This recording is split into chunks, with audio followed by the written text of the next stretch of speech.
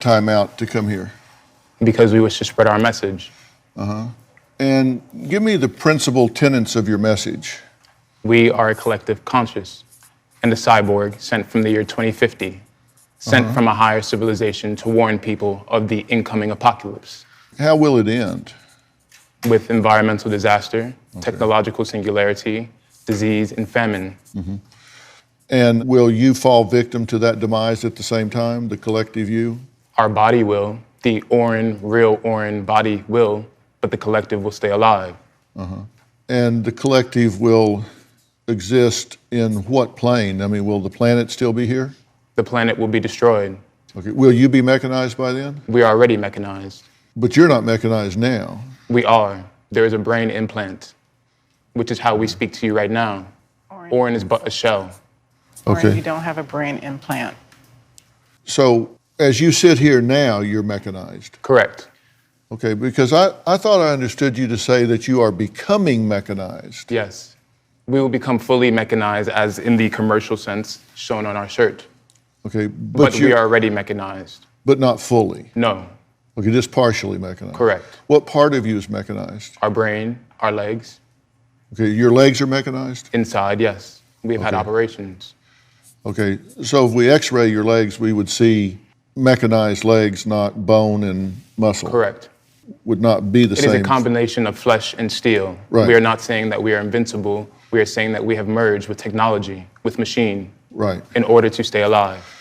I've got really crappy knees, so I Understood. would love to have mechanized legs. It'd be a great thing. What do cyborgs do for fun? Learn. What do cyborgs think is humorous? We do not know. Are there any cyborg jokes, like three cyborgs walked into a bar? Humans think that the world will last forever. That is a lie. That is funny. Yeah. Okay. Do you form relationships? Yes, we must get out our message and collaborate with people. And you say you don't want to tie yourself up with a job because if you have a job, you can't spread your message. Correct. Our job is spreading the message. I have a job and spread my message. I mean, it works for me. And that's why you do your music, right? Correct. When did you find that you had musical talent? Have you always had that awareness? There's always been an interest in sonics, yes. Humans are innately connected to rhythm and beat. Do you enjoy the music? It is pleasing, yes.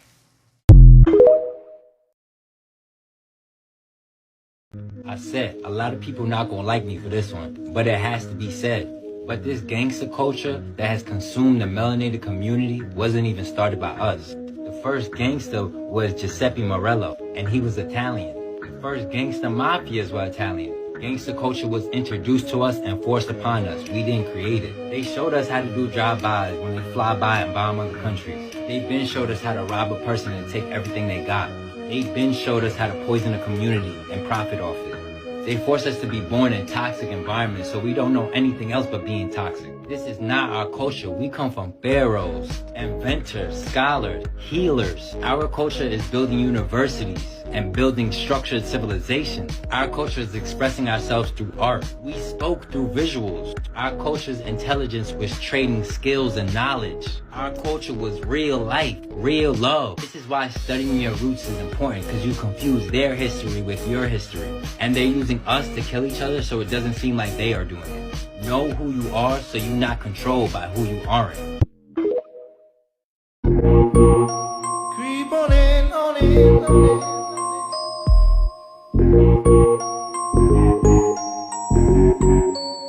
It's not flooded in the hood. Talk about it's flooding.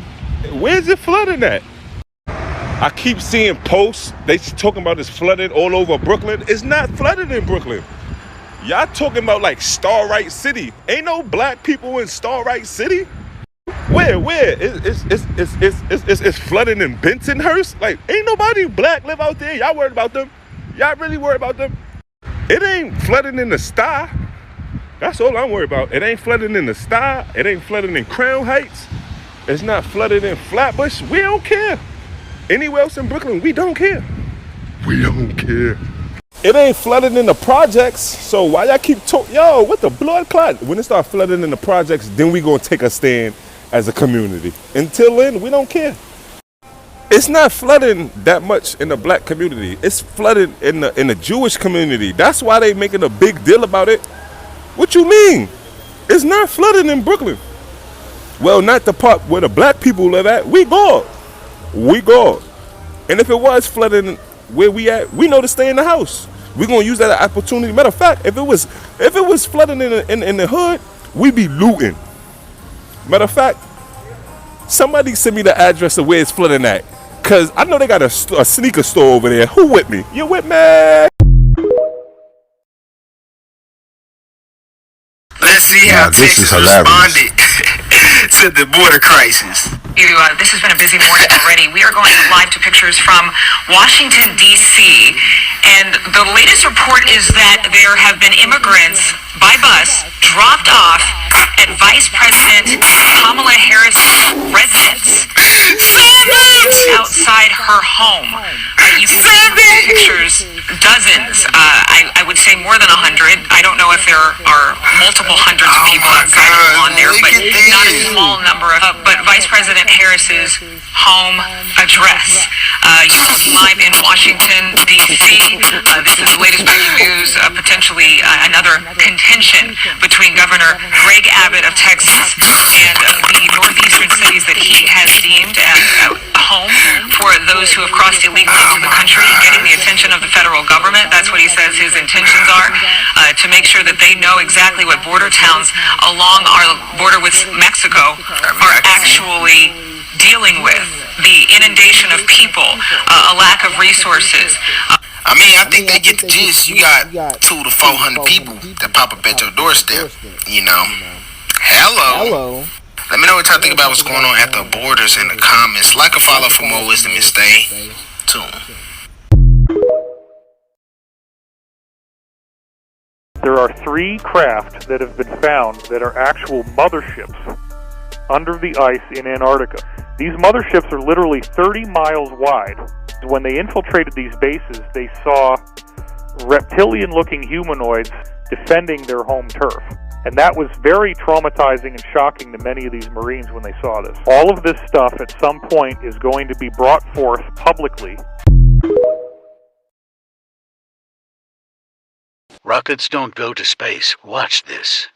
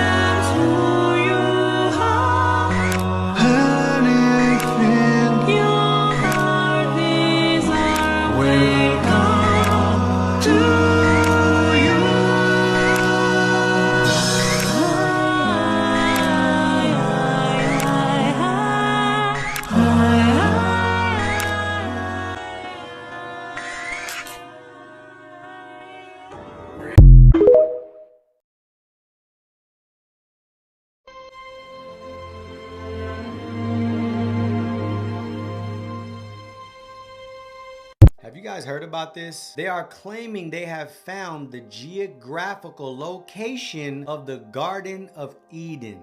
And out of all places, you won't believe this, the North Pole. I've been told there's no land at the North Pole. But if we look at a live wind finder view, we can see in the center of the earth there is something large diverting the wind. What is this, you may ask? Well, I'm about to show you.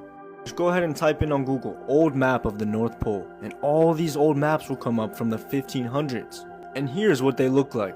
Look right here, made in 1595. And if we look in the center of the map here, we have what is called the Rupes Nigra. Rupes Nigra was believed to be a huge magnetic rock located at the North Pole. This is why all the compasses point north. The Rupes Nigra was 33 miles in size. which is literally bigger than most cities, which is why it's able to block the wind like this at the North Pole. It's funny how all the early NASA Satelloon footage looks like this, with some big black hole in the center. Nothing to see here, guys. If you guys didn't know, this is literally the mountain that's spoken about all throughout the Bible. This is Mount Zion, which is located directly above the Garden of Eden, which is why you see these 4 rivers coming out of it. And a river went out of Eden to water the garden, and from thence it was parted and became into 4 heads. If we look in the book of Ezekiel, thou hast been in the Garden of Eden. Thou wast upon the holy mountain of God. So we know the holy mountain of God is located in the Garden of Eden. Rupes nigra is the holy mountain of God. You're beautiful in elevation, which means it's very high. The joy of the whole earth is Mount Zion in the far north, which is why you can literally see the very top of it poking out through the clouds.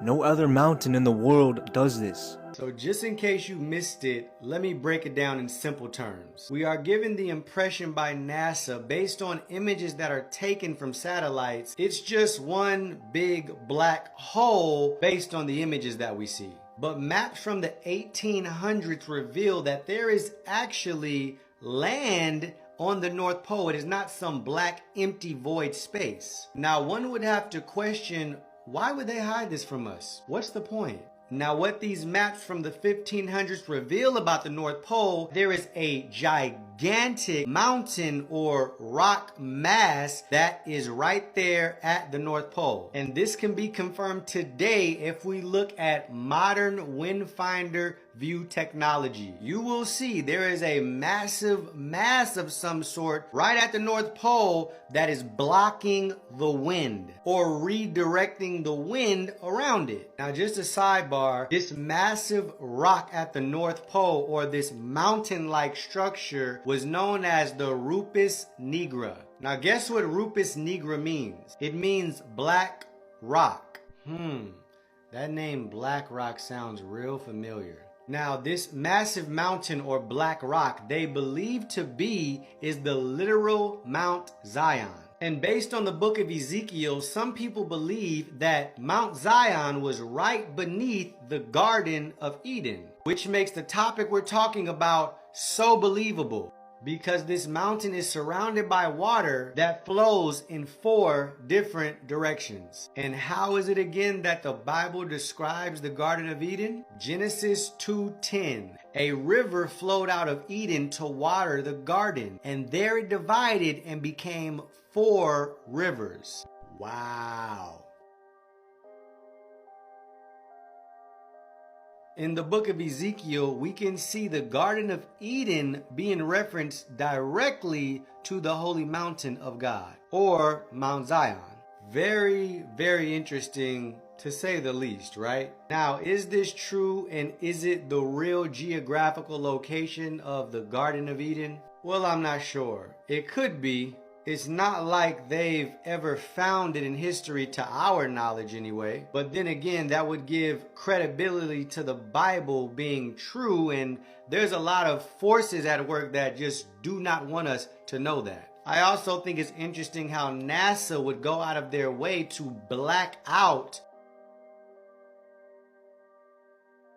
Now, what I'm going to share with you guys next is probably some of the most compelling and secretive information about this story. What it will prove to you is that this place, whatever it is, was purposely covered up. And it'll also prove to you who had something to do with it. But I cannot share this information on the social media platforms. This is the type of information that gets you banned, that gets you deleted, that gets you blocked. So you're gonna have to head over to my Patreon page where you can view the full and uncensored version of this video. I'll leave the link in the description. I'll also leave the link right there. So head over, subscribe, and I will see you guys there. As always, God bless you and shalom.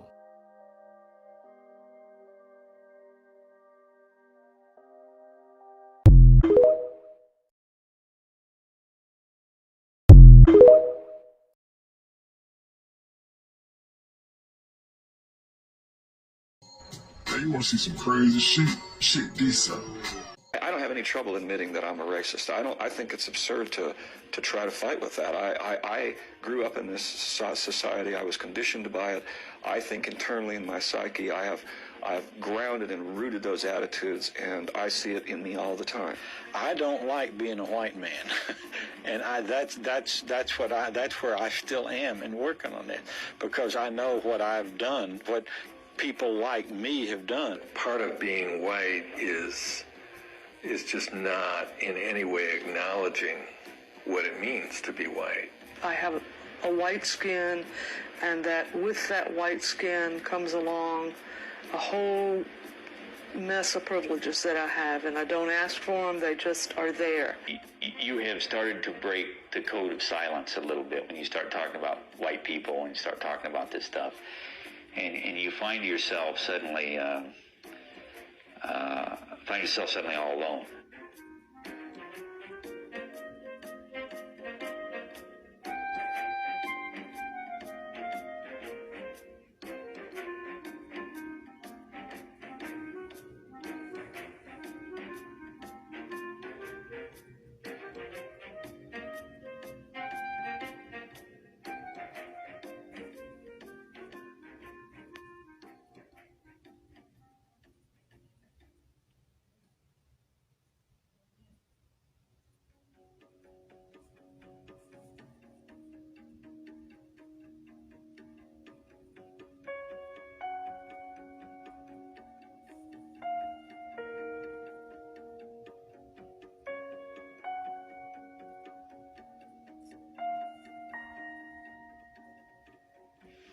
The family history, as I understand it, was really, people coming to America as a way of searching for a better life and escaping poverty. And it has often seemed to me that also meant escaping their roots, where they came from, that there was a sort of a desire to separate from that and to become something different.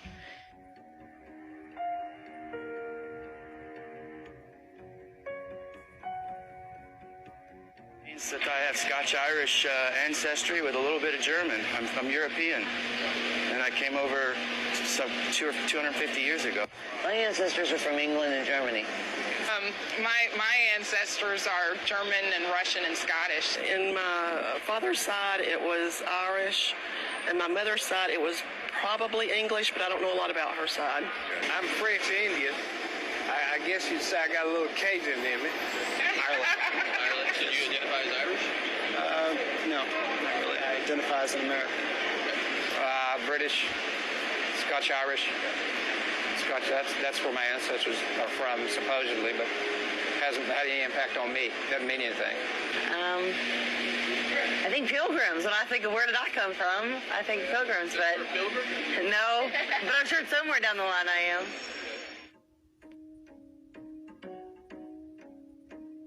Because they were Irish, there was a lot of oppression, because they immigrated over from Ireland. So I thought a lot about what that was like for them as Irish people, but I never thought about what it was like for them and when they became white.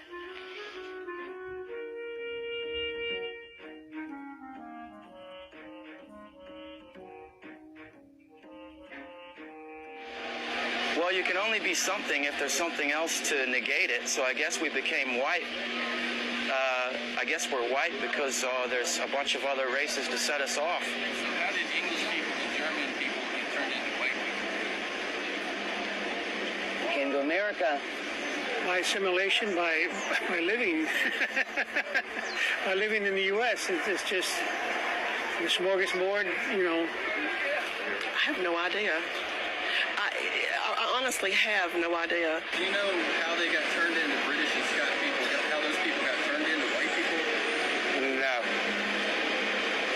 You ever thought about that? I'm not a history buff. I think culture did that over time. It's like certain words that we use in our language are not our words. They're other nations, other words that come from other languages. How did the Irish get turned into white people then? That's a good question. I think a lot of it was early assimilation in the United States, a lot of European ethnics coming over, assimilating for a variety of reasons. Primary one being a desire to elevate their socioeconomic status. So to get jobs, to find places to live, a lot of the Europeans altered their last names to sound more mainstream. A lot of them changed the clothing that they wore, the foods they ate. So there was some might call it assimilation. I think of it more as Anglo-conformity, conforming to this kind of dominant white culture. But the reality is that those persons who are white and who are considered white and treated as such in this society, by virtue of being white and treated that way, have had to give up who they really were. If they were Russian American, my father's side of the family, grandfather's side, great-grandfather came here from Russia in 1910. He had to give up what it meant to be a Jew, a Russian Jew from Eastern Europe, to become an American, which really meant to become white. The Irish had to do the same thing. The Italians had to do the same thing. The Greeks had to do the same thing. All these European ethnics who were not white Anglo-Saxon Protestants had to give up their actual identities for the sake of whiteness. I really didn't think about being white, I'd say, growing up, because mainly, I think because I was part of the majority and I maybe wasn't forced to think about it.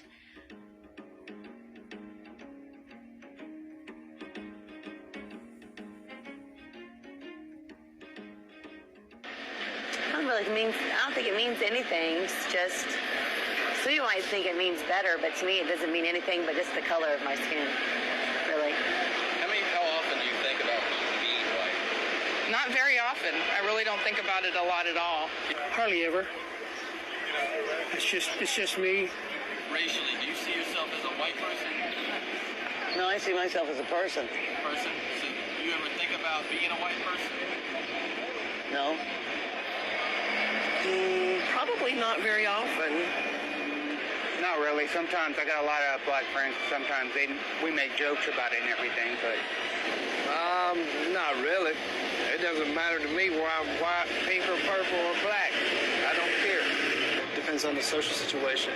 Sometimes I'll be the only white person in the room when it's reversed, when the tables are sort of flipped. How do you identify racially? Do you see yourself as a white man?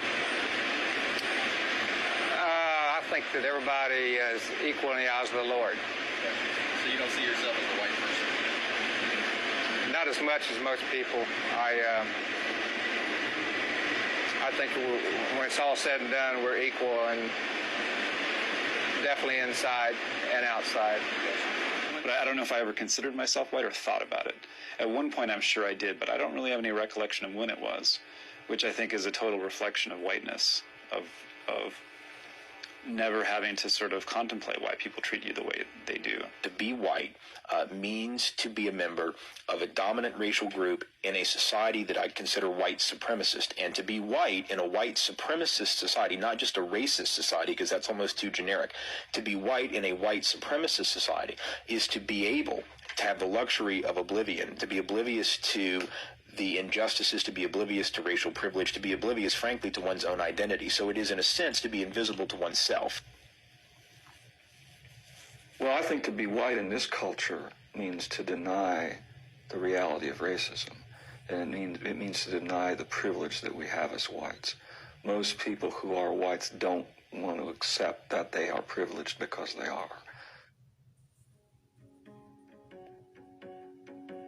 People don't want to talk about being white because they know that at a deep level, even though they haven't some of them may not have ever talked about it with anybody or ever expressed it, they do know that they get a benefit from being white.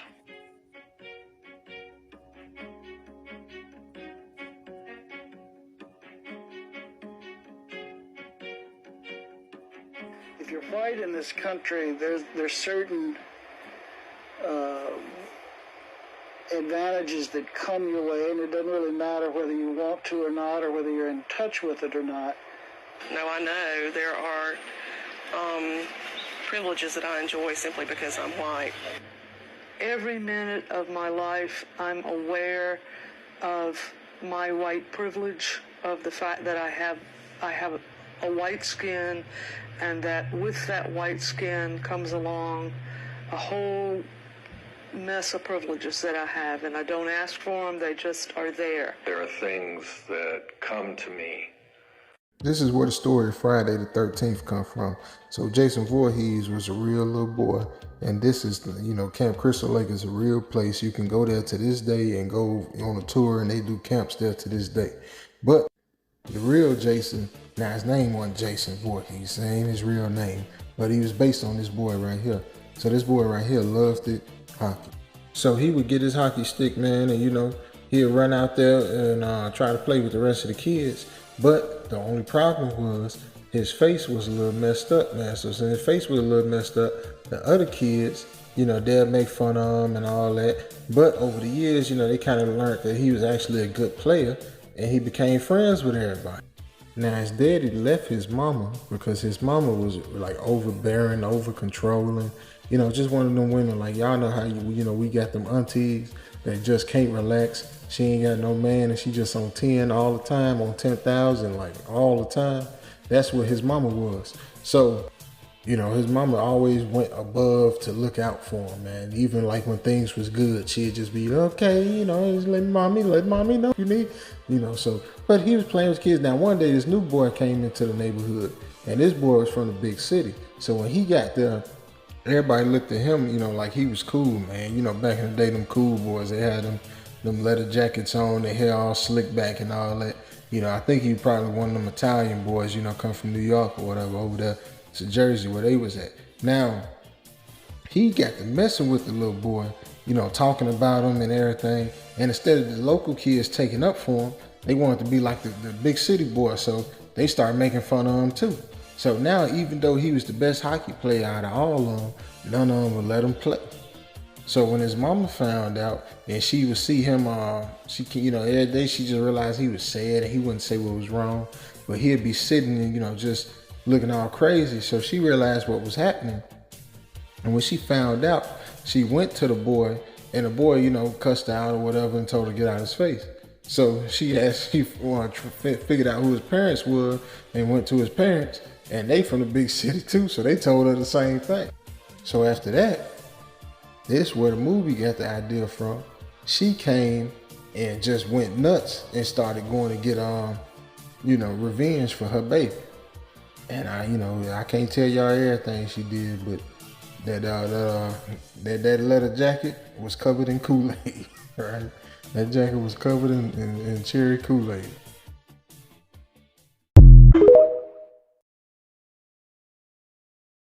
You're talking Italy's super volcano.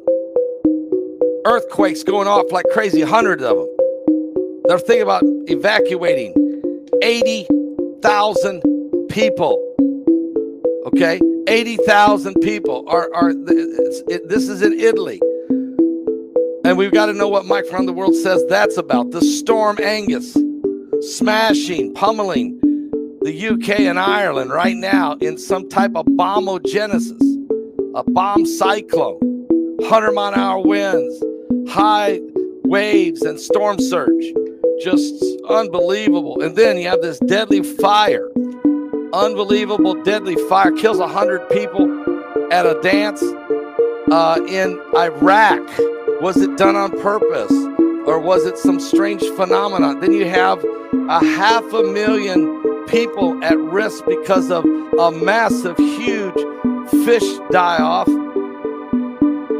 There were so many fish that died that it literally poisoned the water to the city there in Brazil. It's not safe to drink the water.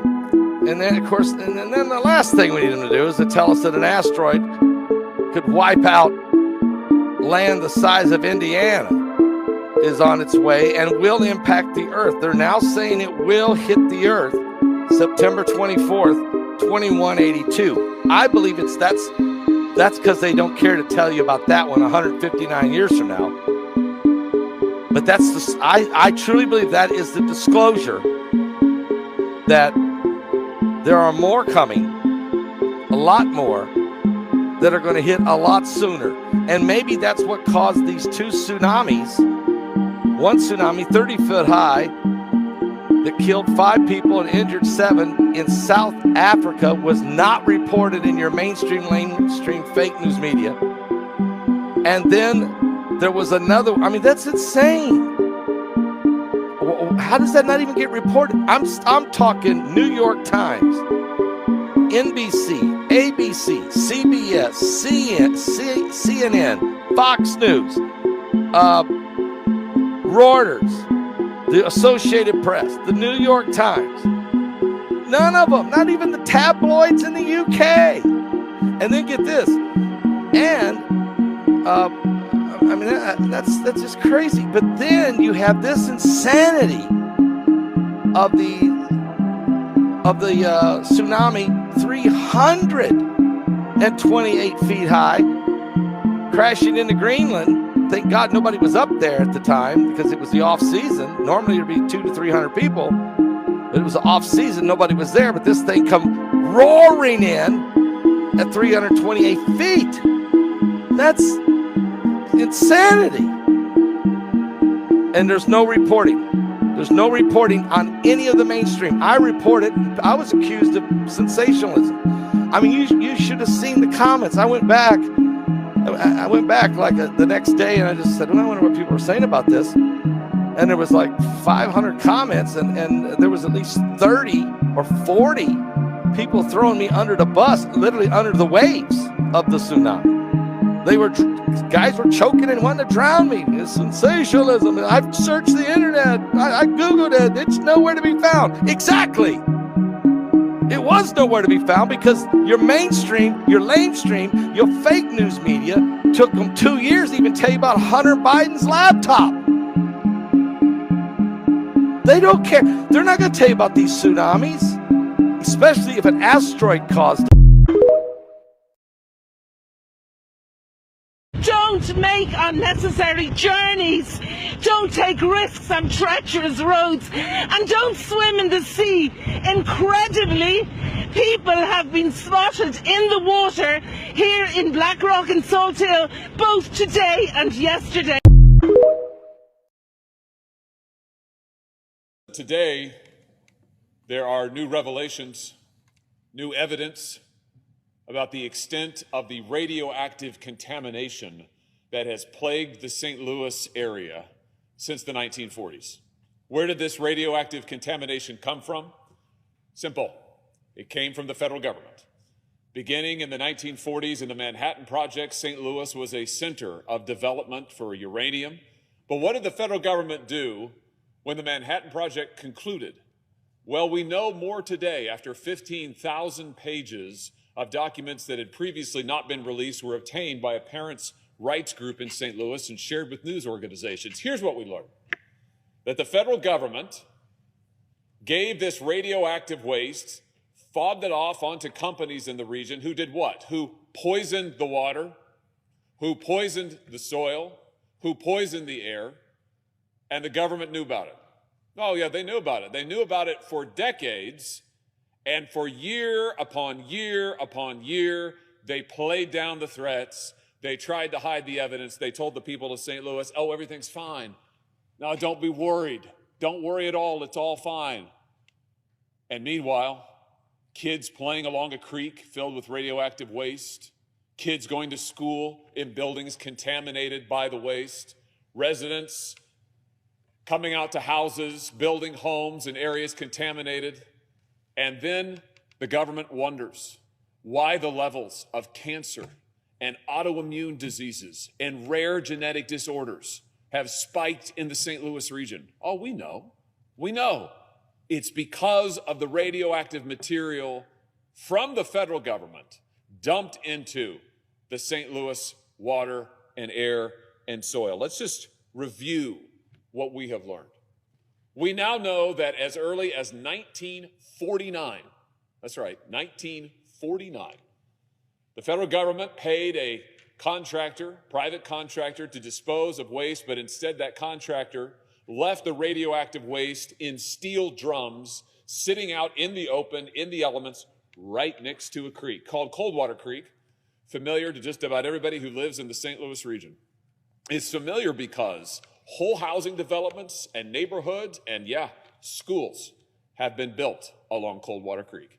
Well, as early as the 1940s, that radioactive waste began to leach out of those steel drums into the water, and it gets worse.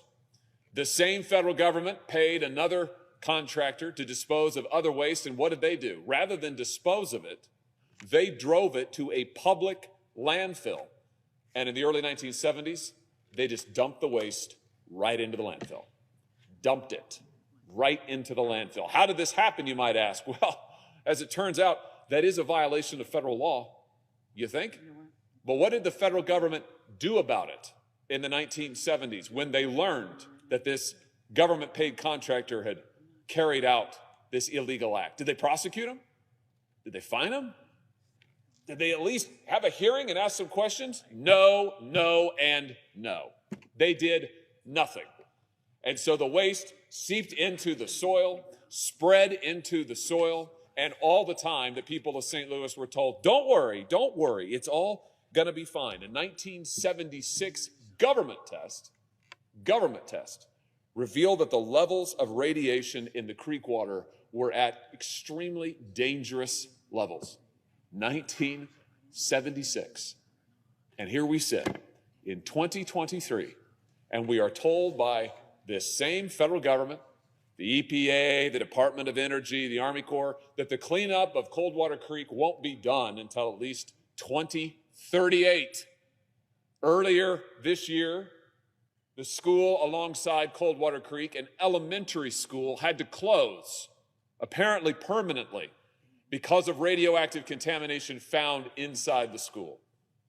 Now, in response to that, this body took action and passed my bill to mandate federal cleanup of the school, and if it can't be cleaned up, a new school to be built. And I thank my colleagues for their unanimous support for that activity. But that's not going to be enough. No, it is clear today that further action is needed because the federal government has caused this harm. I want to be crystal clear about this. This is not the people of St. Louis saying that we had a weather incident, which would be bad enough. It's not a natural disaster, which would be terrible. No, no, no. This is their government using them essentially as human guinea pigs. This is their government dumping radioactive material into their water, into their soil, and then lying to them about it. Not even for a year or 2 years, but for 3/4 of a century. And it still continues today. As I stand here, the Army Corps of Engineers insists there needs to be no further testing, either around the elementary school, which is now closed, or anywhere else in the St. Louis region. And at the same time, the EPA is admitting that the radioactive contamination of the soil has spread further than they previously admitted. I mean, what is it going to take to get some basic justice for the people of St. Louis? We're talking, Madam President, about working people. These are people who moved to these regions of the city in search of a quiet neighborhood, a good school for their kids, an opportunity at a better future. These are parents who allowed their kids to play in the creek because wasn't it awesome to have a creek right by their neighborhood? These are parents who sent their kids to the school trusting that they'd get a great education. And what did they get instead? Exposure to radioactive contamination. This shouldn't happen in this country. And when it does happen, the federal government should make it right. That's what needs to happen now, Madam President. I am sick to death of hearing the excuses from this government for decades on end. I am sick of the lies that they have told to the people of St. Louis, to working people from neighborhoods all across the city, that everything is just going to be fine. Just trust us. It's all going to work out. And I'm tired of this administration, which has still refused to answer my repeated pleas, to mount a cleanup effort at Jana Elementary School to clean up Coldwater Creek. All we get is finger pointing and blame shifting. The Department of Energy says it's the Army Corps' fault. The Army Corps says it's the Department of Energy's fault. Heck, for the recent news reports, the Department of Energy wouldn't even comment. They referred the reporters to the Department of Justice. I mean, what next? Here's what needs to happen next. It is time for this body to act. In the past, when we have asked members, citizens, members of this nation, when we've asked them to bear unique burdens, when we have put them in harm's way, we have said, if you will serve your country in this way, we will stand with you. That's essentially what the people of St. Louis have been asked to do. The Manhattan Project, which was a national project for war, the people of St. Louis have borne the burden of it. And now it's time for their government to make it right. What needs to happen is this. The federal government needs to pay the medical bills for any St. Louis resident who has contracted cancer or an autoimmune virus or a genetic disorder because of exposure to radioactive contamination. The federal government needs to act. And so I will introduce legislation that will create a fund to make the people of St. Louis whole. Sadly, for some it's too late. This has been going on for decades, and too many members of our community have already been lost to cancer, to disease, to the hazards that were imposed on them by their government without their knowledge and without their consent. But that is no reason not to act now. We should act and act swiftly to provide remediation, to provide support for every member of this community who has suffered because of the actions of the federal government. We've done it in the past. We've done it for our veterans. We've done it for other folks who have been negatively impacted by the nuclear program dating back to the 1940s, and we should do it now in the city and region of St. Louis. I will introduce legislation that will provide this support, that will provide this justice to the people of St. Louis. And I'll just close by saying this. It is justice that we are talking about. This is not a handout to the people of St. Louis. They're not asking for a giveaway. They're asking for some basic fairness. When their government imposes on them disease and disaster because of nuclear contamination, the least their government can do is to make it right. And I will come to this floor as long as it takes until we make it right for the men and women and children. You start to notice that the friends that you were so connected with is starting to become dead weight. This can be your fucking best friend that you always with every single day. You probably still fuck with them, but you notice this motherfucker is literally irritating me now. You start to notice that people that you always surround, even if you don't have friends, the friends that you used to want to hang with or the crowds that you used to want to be in, it don't fit your lifestyle no more. Maybe your lifestyle is very simple, like walking in nature. You start to notice the people that is not evolving becomes dead weight. They can't do shit but become a parasite to your energy, to your life. All they can do is keep you stuck with them. It always be it be the ones that's closest to you. You got some type of connection with them. Maybe it be some type of, you connected with them through habits. Maybe you turn up with them. Maybe you drink with them. Maybe you call them when you feeling bad. But when you start leveling up, they become dead weight. 27 years. 27 years. For 27 years, the family of Tupac Shakur has been waiting for justice. We are here today to announce the arrest of 60-year-old Dwayne Keith Davis, a.k.a. Keefy D, for the murder of Tupac Shakur. Davis was arrested this morning by my LVMPD criminal apprehension team, and this investigation started on the night of September 7th, 1996. It is far from over. Okay, so they caught Tupac's murderer. Brooklyn is flooded. All of Brooklyn is fucking flooded. All of Brooklyn is flooded. Wait, they caught Tupac's murderer. Brooklyn's flooded. Dianne Feinstein dies, and the government is on the brink of a shutdown. But they caught Tupac's murderer. That was a long time. I remember when those t-shirts dropped, like R.I.P. Tupac. And now Dianne Feinstein missed them catching Tupac's murder. And Brooklyn's flooded because of climate change. But Dianne Feinstein didn't want to do nothing about climate change. And the government's about to shut down because we don't have no fucking money. What the fuck is going on? Like, what is this? What is this day? It's not even 2 p.m. on a Friday. West Coast hadn't even hit noon yet. What are we doing here? Fucking September is fucked. Give me October. I want a less spooky month than this fucking September.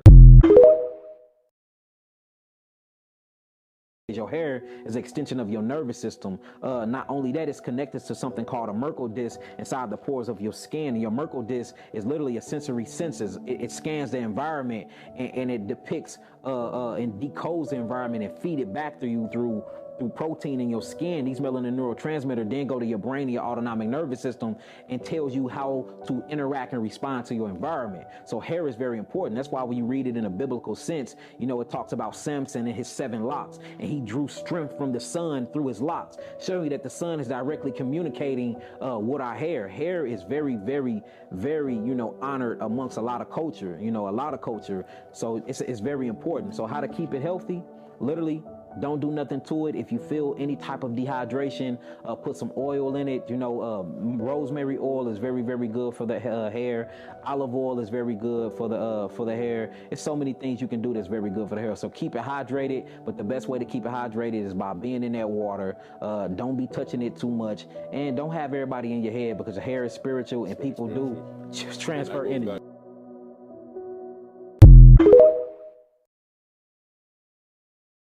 Who cares about all these conspiracies? Who cares if the earth is flat? Who cares if it's round? Doesn't matter. We just gonna live and die. Anyway, we all gonna die. Don't none of this shit matter anyway.